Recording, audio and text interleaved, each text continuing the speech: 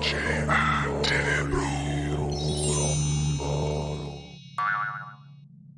lot of you know that I eventually got into video games. Here's links to my earlier days in regular gaming, if you're curious. But today I'm going to talk about how I left role-playing and board game design, which I loved, and went to video games. What happened is that I went to Greg Stafford. I didn't like sneakily. I said, Greg, I'm not making very much money. And I have a family. I have 4 kids. And I live in a tiny apartment in Berkeley, and I need a better deal. So I am going to look for a job in the video game industry.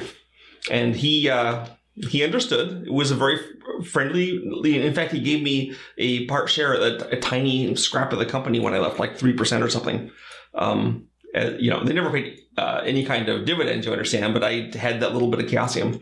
So I left, and I had this in my mind. I had this cool idea for a game.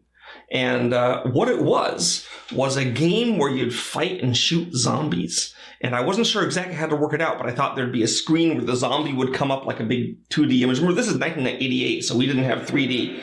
And then you'd like shoot at it, and the spots would appear. You blow off parts of the zombie, you kill the zombie, and then you go to the next zombie and keep going through them. And really what it was is I was trying to work my way towards what eventually became first-person shooters, but nobody had done one left, so it was just my tentative things. Of course, I wasn't a programmer, so there's that too. Anyway, when I was at Gen Con, Lawrence Schick, hi Lawrence, from Microprose software came by, and he said, hey, do you know anyone who's interested in getting a job in the game industry? And I said, yeah, me. And he said, well, actually, I was hoping it would be you, but I didn't want to come out and say it. And so come check us out. So I moved from California to Baltimore to work for Microprose software, and I got to work on quite a lot of things at Microprose. One of the things I'm very proud of, now they didn't want to do my zombie game, so the first-person shooter didn't get advanced. But one of the things I'm very proud of is that I worked with Dan Bunton on his game, Command HQ. So Command HQ was a top-down strategic game that you'd play head-to-head against another person via the modem. Dan's theory was that you had 65% of the people had modems and they could play with each other. And you'd each have your armies and you'd fight it out in real time as the game went on. So really, this was the first real-time strategy game ever made. We didn't even know enough to call it a real-time strategy game. It did not do well because I guess people weren't ready for online head-to-head against other players. But I kept working at Microprose. We kept doing things. And eventually, Microprose started to fall apart.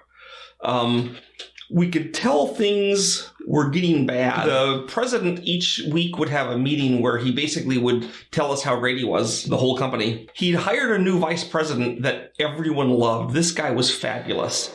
And he was really, really popular.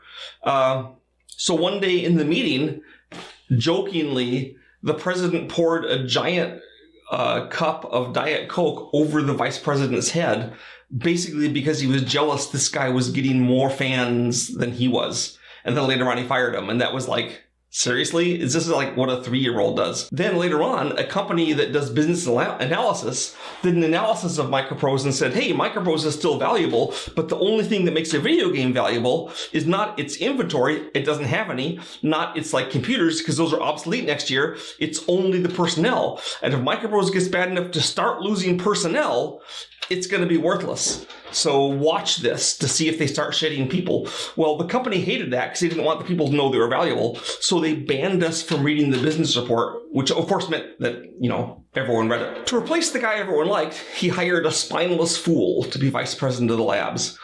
We once went to this guy and told him that the game Darklands we were working on could not possibly make the March deadline. He panicked and made us explain it to the company president because he was afraid to do so. I mean, that's literally the job that a vice president is supposed to do, to deliver information. This guy also had a briefcase full of self-help tapes he'd take everywhere. I guess they didn't work. Incidentally, Darklands didn't come out until July, and when it did come out, our head of quality control wouldn't sign off on it. He said, this game crashes every single time it's played. I refused to sign off on it. But he said, well, but you can play 45 minutes to an hour before it crashes sometimes, said the president. And he said, yes, but I can't sign off on it. So he was overridden. It was shipped out anyway. I think we had 40,000 returns in the first 3 months. Eventually it was fixed, but that was like The company was desperate. So things got worse and worse. And finally, things got so bad, like on Darklands, it was like a real death march. Like, we'd be sitting there and the lead designer would be at the meeting with everyone of the staff, and he would go, we should do X and Y. And then the head artist would go, we should do X and Y, literally making fun of everything he said. I mean, that was dysfunctional. They brought me onto Darklands. I wasn't the lead designer, but what happened is the lead designer had realized that he had this whole game and it wasn't fun. And so my job was to make it fun. So I guess you'd have to try Darklands on your own to see if I succeeded, but it was weird. We also had a guy that was near the end, pretty fabulous there, we called the Brown Bomber. Now, what happened is that this guy, we assume it's a man, we don't know for sure. We assume it's one guy, but we know for sure. He would essentially poop in the sink in the men's bathroom. And the company president was so mad at that guy. He said, we find this guy, we're firing him. And every meeting he would talk about the Brown Bomber.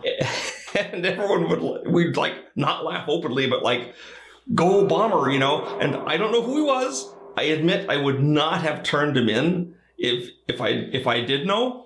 And he was just a sign of how far the company deteriorated. This guy was showing his opinion by pooping in the men's room sinks.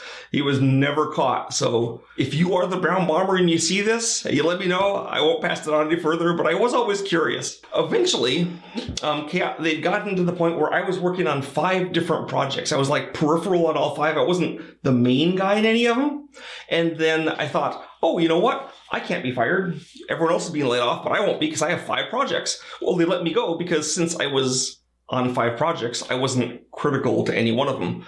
So I left. Eventually, the bank came over and took over Microprose software, and like it was, it went down. But that's kind of how it is in the video game industry. It's consumer electronics, the entertainment industry's volatility plus electronics volatility, and everything. Companies are always going up and down. They aren't really long lasting all the time. So that was my time at Microprose.